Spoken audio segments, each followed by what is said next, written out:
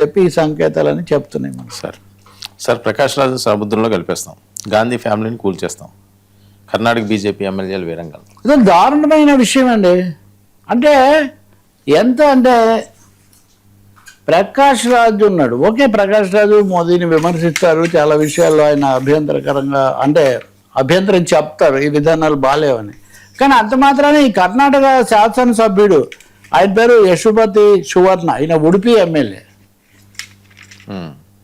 ప్రకాష్ రాజ్ ఏది పడితే అది మాట్లాడుతున్నాడు, మోడీని విమర్శిస్తూ ఇట్లా ఇష్టానుసారం చేస్తే నిన్ను అరేబియా సముద్రంలో కలిపేస్తాం, అక్కడ చేపలు నిన్ను తినేస్తాయి అంటే మీరు చాలా ఈ మాటలు పూర్తిగా అంటే దాని అర్థం ఏంటంటే he should stop sowing seeds of poison in the minds of artists on the coastal region, failing which he will become food for the fishes in the Arabian sea. Arabia సముద్రంలో చేపలకు ఆహారంగా వేస్తాం మేము నిన్ను అని అంటున్నారంటే ఎంత తీవ్రమైన విషయమో మీరు చూడండి. అంతకు ముందు కూడా కొన్నిట్లో చేయడానికి ప్రయత్నించారు. అంటే ఈయన కాక్రోచ్ జనతా పార్టీ విద్యార్థుల ఆందోళనలో పాల్గొనటము, అక్కడ మద్దతు తెలపటము, ఇవన్నీ మనం చూసాం. ధైర్యంగా వెళ్ళాడు. చాలామంది బాలీవుడ్ నటులు చాలామంది వెళ్ళారు, ఒక తెలుగు వాళ్ళే పెద్ద ప్రముఖ నటులు ఎవరు వెళ్ళలేదు, గొంతు కలపలేదు. మహిళలు ఒకరిద్దరు దర్శకులు చేశారు కదా, దాన్ని భరించలేక మరి ఈ స్థాయిలో రెచ్చిపోయి అరేబియా సముద్రంలో కలిపేస్తాము ఈ స్థాయిలో మాట్లాడితే ఇంకా ప్రజా జీవితంలో, అందులో శాసనసభ్యుడు కూడా ఈయనకు అసలు ఈ విధంగా మాట్లాడే అలవాటు కూడా. రాహుల్ గాంధీ మీద, ప్రియాంక గాంధీ మీద ఇంకా తీవ్రంగా మాట్లాడారు. ఏమనంట, leader of opposition, Rahul Gandhi family would be destroyed in the same manner as the Babri Masjid was demolished in 1992.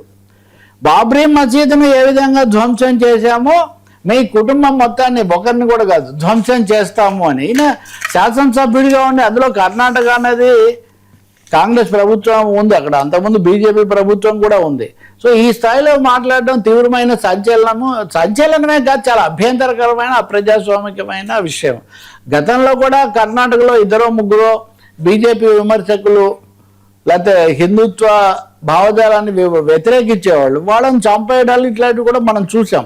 Prakash Raj active అయిందే నిజానికి ఆ గౌరీ లంకేష్ అనే మహిళా జర్నలిస్టును చంపేశాక ఆయన ప్రజా జీవితంలో క్రియాశీలం అయ్యారు. ఇప్పుడు ఆయనను సముద్రంలో కలిపేస్తాం ఇట్లాంటివన్నీ మాట్లాడితే, అలాగే రాహుల్ గాంధీని, నిజంగా ఇది కూడా తీవ్రమైన విషయమే కదా. ఎందుకు దీని మీద సరే ఆ ప్రభుత్వం పోలీసులు ఎఫ్ఐఆర్ పెట్టారు, అది జరుగుతూ ఉంది, కానీ ఇంతవరకు సంబంధితమైనటువంటి పార్టీ నాయకులు ఎవరు మాట్లాడింది కానీ దాన్ని ఖండించింది కానీ ఏమీ లేదు. ప్రభుత్వం మటుకు దీని ద్వారా నెమ్మదిగా దారి మళ్ళించడానికి ప్రయత్నిస్తున్నారు. మీరు చూడండి, బీజేపీ వాళ్ళు, మనం వాస్తవంగా ఇంకో అంశం చర్చించాలి, వాళ్ళు ఆప్ కార్యాలయం దగ్గర ప్రదర్శన చేస్తున్నారు.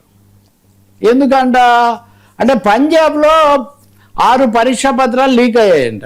పంజాబ్లో ఆప్ ప్రభుత్వం ఉంది కదా, కాబట్టి మీరు దీని మీద మీరు ఇందాక డిఎస్సి గురించి కూడా మనం చూసాం. అది కాకపోతే ఇక్కడ కూటమే ఉంది, పంజాబ్లోనేమో ఆప్ ఉంది అని.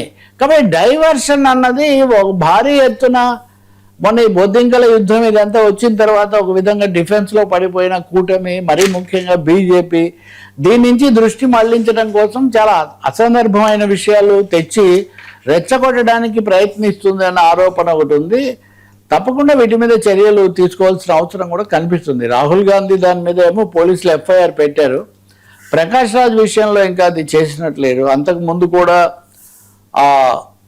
అక్కడెక్కడ ఆశ్రమంలో జరిగిన దాని మీద కూడా ఈయన ఏదో అని చెప్పడం, తర్వాత అది వెనక్కిపోయింది. మళ్ళీ కేరళలో ఏదో భూమికి సంబంధించి ఏదో ఒక అంశంలో ప్రకాష్ రాజును ఇరికించడము అన్నదైతే భారీ ప్రయత్నం జరుగుతున్నట్టుగా కనిపిస్తుంది. అలాగే ఆయనకు 2 చోట్ల ఓట్లు ఉన్నాయని కొన్నిసార్లు.